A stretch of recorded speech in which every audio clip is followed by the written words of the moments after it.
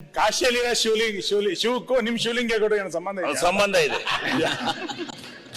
ಎಲ್ಲಾತಲ್ಲೂ ಸಂಬಂಧ ಇದೆ, ಅಲ್ಲಿ ವ್ಯತ್ಯಾಸಗಳು ಮಾತ್ರ ಬೇರೆ ಬೇರೆ ಇದೆ. ಸಂಬಂಧ ಇದೆ. ಈ ದೇಶದಲ್ಲಿ ಇರ್ತಕ್ಕಂಥ ಎಲ್ಲಾ ದೇವರಿಗೂ ನಮಗೂ ಸಂಬಂಧ ಇದೆ. ನಿಮ್ಗೇನ್ ನಾವು ಎಲ್ಲಾ ದೇವ್ರನ್ನು ಗುತ್ತಿಗೆ ಕೊಟ್ಟಲ್ಲ ಬಿಜೆಪಿಯರಿಗೆ.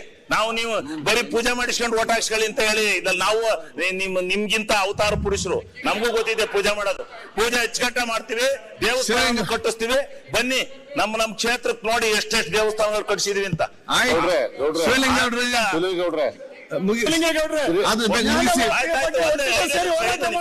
ಆಮೇಲೆ ಶಿವಲಿಂಗೇಗೌಡ್ರೆ ಜ್ಞಾನವಾಪಿಯ ಬಗ್ಗೆ ಇರ್ರಿ ಸ್ವಲ್ಪ. ದೇವರು ನಿಮ್ಮ ನೀವು ಮಾತ್ರ ಹಿಂದೂಗಳು. ನೀವು ಕೇಳ್ರಿ, ನೀವು ಓಟ್ ತಗೊಳಕ್ಕೆ ನೀವ್ಯಾವ ಅಕ್ಕಿ ಕಾಳ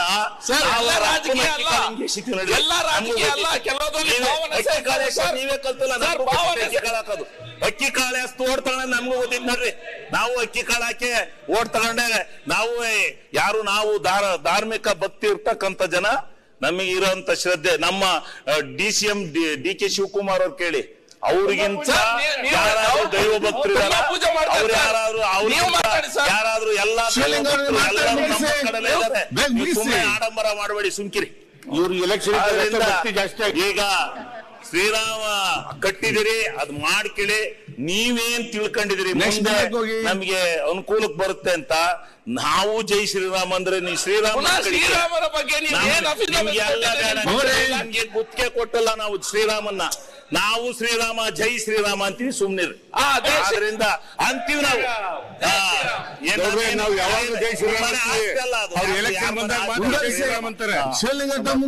ಆದ್ರಿಂದ ಇನ್ನೊಂದು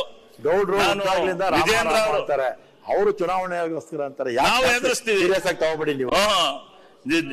ಈಗ ಒಂದು ಮಾತನ್ನ ಒಂದೇ ಒಂದು ಪ್ರಶ್ನೆ, ಯಾಕೆಂದ್ರೆ ಇದನ್ನ ಹೇಳದೆ ಹೋದ್ರೆ ಸ್ವಲ್ಪ ಅಪವಿತ್ರತೆ ಆದತ್ತು ಅಂತ ಹೇಳಿ. ಯಾಕೆಂದ್ರೆ ನಮ್ಮ ಕಾಂಗ್ರೆಸ್ ಮೇಲೆ ವಿಜೇಂದ್ರ ಅವರು ಭಾಷಣ ಮಾಡ್ಬೇಕಾದ್ರೆ ಒಂದು ಆಪಾದನೆಯನ್ನ ಮಾಡಿದ್ರು. ಏನು? ದೆಹಲಿಯಲ್ಲಿ ಶವ ಸಂಸ್ಕಾರ ಮಾಡ್ಲಿಕ್ಕೆ ನಮ್ಮ ಅಂಬೇಡ್ಕರ್ ಅವರಿಗೆ ಜಾಗ ಕೊಡ್ಲಿಲ್ಲ. ಅವರು ತಡ್ರಿ ರೇ ಇವ್ರೆ, ಸ್ವಲ್ಪ ನಿಧಾನ ಮಾಡ್ರಿ. ಹೇಳತಕ್ಕ ನೀವು ಅದ್ ಹೇಳ್ತೀರಿ, ನಾವ್ ಹೇಳ್ತೀವಿ. ಈ ದೇಶಕ್ಕೆ ಸ್ವತಂತ್ರ ತಂದು ಕೊಟ್ಟಂತ ಮಹಾತ್ಮ ಗಾಂಧೀಜಿನ ಗುಂಡಿ ಕೊಡ್ತಾರೆ ಯಾರು? ಮತ್ತೆ ಬೂಡ್ಸೆ ಸಂಸ್ಕೃತಿಯವರು ನಮ್ಗೆ ಹೇಳಕ್ ಬರ್ಬೇಕಾದ ಅವಶ್ಯಕತೆ ಇಲ್ಲ.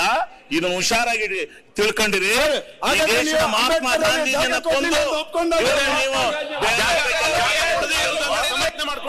ಮಾತಾಡಕ್ ಹೋಗ್ಬೇಡಿ.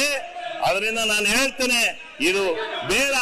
ಈಗ ನೀವು ಯಾವ ಸಂಘರ್ಷವನ್ನ ಇಟ್ಕೊಂಡು ಈ ಸಾರಿ ನಾವು ಪಾರ್ಲಿಮೆಂಟ್ ಗೆಲ್ಲಬೇಕು ಅಂತ ಹೇಳಿ ಹೊಂಟಿದಿರೋ ಅದು ಕೈಗೂಡಲ್ಲ. ನೀವೇನು ಯಾವ್ಯಾವ್ದು ಇಟ್ಕೊಂಡು ಹೊಂಟಿದಿರೋ ಅದು ಆಗೋದಿಲ್ಲ, ತಿಳ್ಕೊಳ್ಳಿ.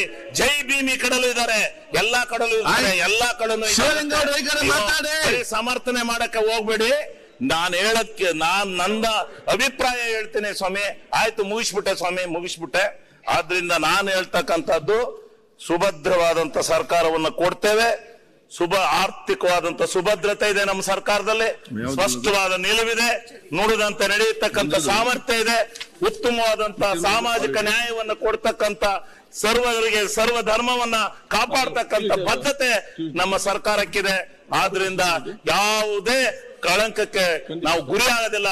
ಉತ್ತಮವಾದಂತ ಸರ್ಕಾರದ ಆಡಳಿತವನ್ನ ಈ ರಾಜ್ಯದಲ್ಲಿ ನಾವು ನೀಡ್ತೇವೆ ಅಂತಕ್ಕಂಥ ಮಾತನ್ನು ಹೇಳಿ ನನ್ನ ಮಾತಿಗೆ ವಿರಾಮ ಹೇಳ್ತೇನೆ.